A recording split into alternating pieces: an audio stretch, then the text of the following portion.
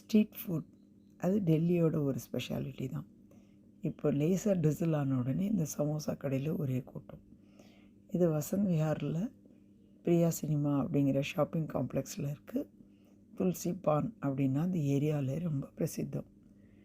எத்தனை சமோசா நம்ம ஆர்டர் பண்ணாலும் அழுக்காமல் மளமளன்னு தயார் பண்ணி கொடுப்பாங்க. இங்கே ஆலு பரோட்டா, கச்சோடி இதெல்லாம் கூட தயார் பண்ணுறாங்க. ஆனால் நம்ம சமோசா ஆர்டர் பண்ணியிருக்கோம். இது ரொம்ப டேஸ்டியாக இருக்கும். ஸோ அதை நம்ம